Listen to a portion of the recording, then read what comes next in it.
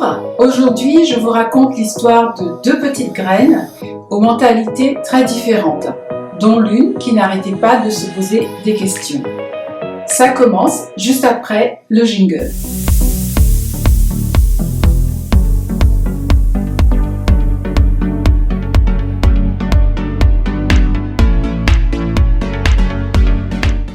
Deux graines reposaient l'une à côté de l'autre dans la terre fertile au printemps.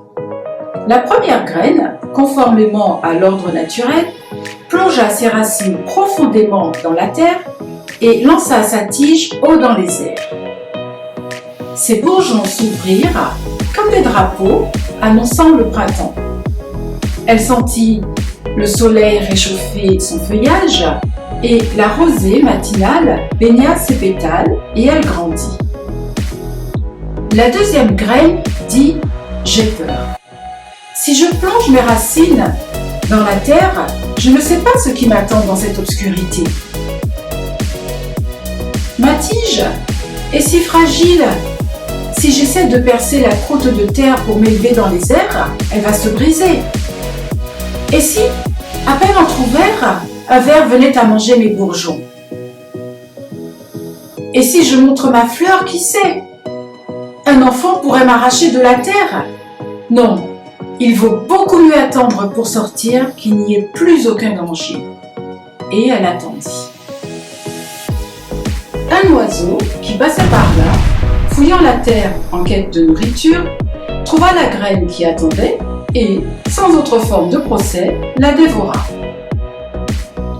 Quel est le message de cette histoire?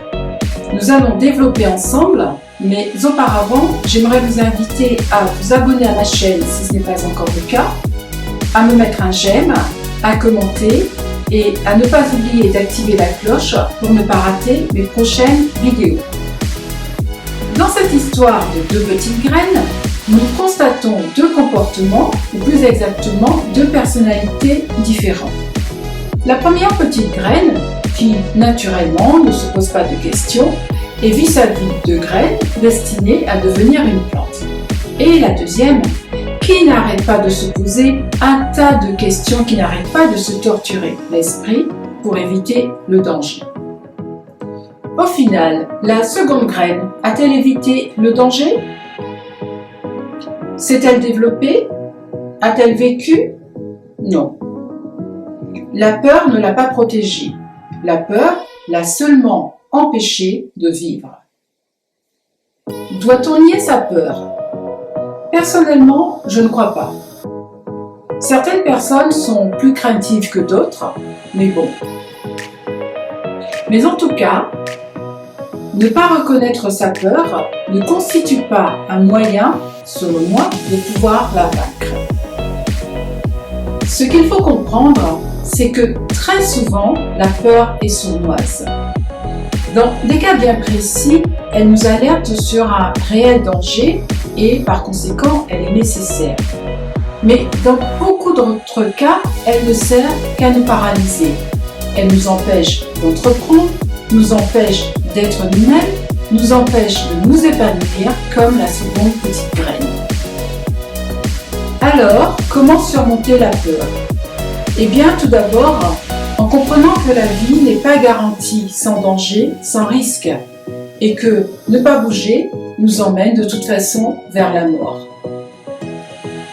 Ensuite, s'il est normal d'évaluer un risque, laisser la peur nous paralyser, nous contrôler, c'est la laisser se jouer de nous.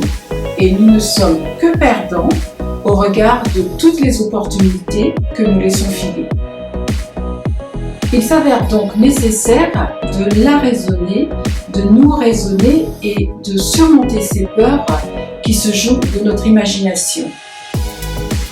Et puis, est-ce que la vie sur cette terre est éternelle? Non, donc autant la vivre.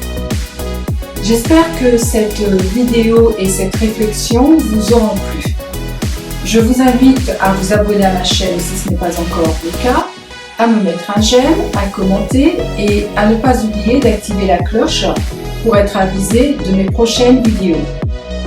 Je vous invite également à venir me découvrir sur Instagram pour des publications quotidiennes.